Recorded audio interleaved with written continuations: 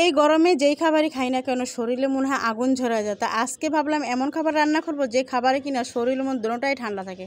আর বর্তমানে আশেপাশে দেখতেছি গরমে অনেক মানুষই নাজেহাল অবস্থা হয়ে গেছে। তো সেই নাজেহাল অবস্থা রক্ষার জন্য আজকে যে রান্নাটা করছি সেই রান্নাটাই শেয়ার। এখানে একটা শশা নিয়েছি, 1 কেজি পরিমাণ ওজন হবে শশাটার।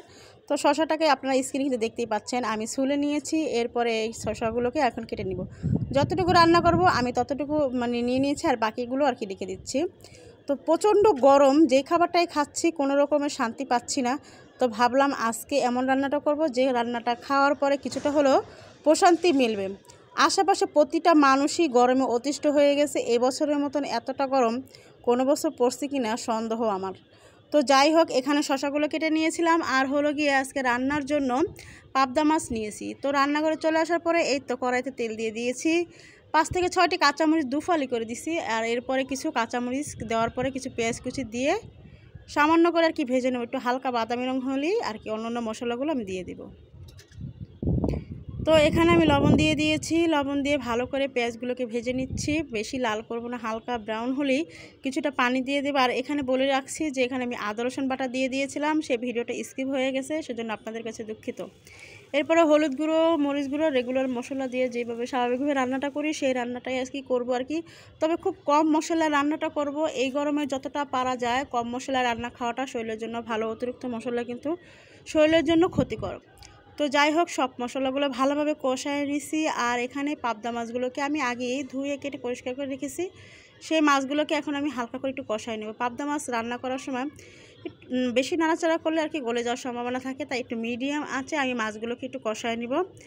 তো 1 মিনিটের জন্য আমি ঢেকে রাখছি যাতে মশলাগুলো ভালোভাবে মাছে আর কি প্রবেশ করে। এই তো মাছগুলো কষানো হয়ে গেছে। আমি এখানে মাছগুলোকে এখন আমি উঠিয়ে রাখবো আর কি।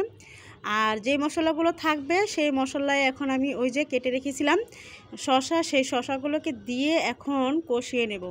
আর এই গরমে শসা, লাউ এই ধরনের তরকারি রান্না করলে কিছুটা ঠান্ডা অনুভব হয় খাওয়ার সময়।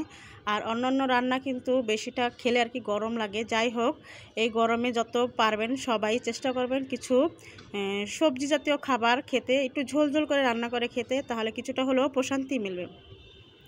তো আজকের রান্নাটা সেরকমই প্রশান্তি পাওয়ার জন্য এই শসা দিয়ে আমি আজকে পাবদা মাছ রান্না করছি। তো শসাগুলোকে ভালোভাবে কষায় নিছি, তো একদম সেদ্ধ হয়ে গেছে। এখন আমি কিছুটা পানি দিয়ে দেবো, যতটুকু ঝোল রাখবো।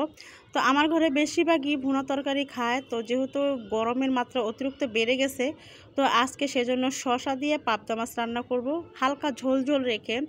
আপনারা এই ধরনের তরকারি খাবেন, বিশেষ করে এই গরমের মাছ যেহেতু এই ধরনের খাবার খেলে কিছুটা হলেও ঠান্ডা অনুভব হবে। তো যাই হোক, আমার রান্নাটা কিন্তু সর্বশেষে হয়ে গেছে। হালকা হালকা ঝোল রেখে আমি রান্নাটা উঠিয়ে ফেলবো। আর যে যেখান থেকে ভিডিওটা দেখছেন অবশ্যই একটি লাইক কমেন্ট করে দেখা শুরু করবেন।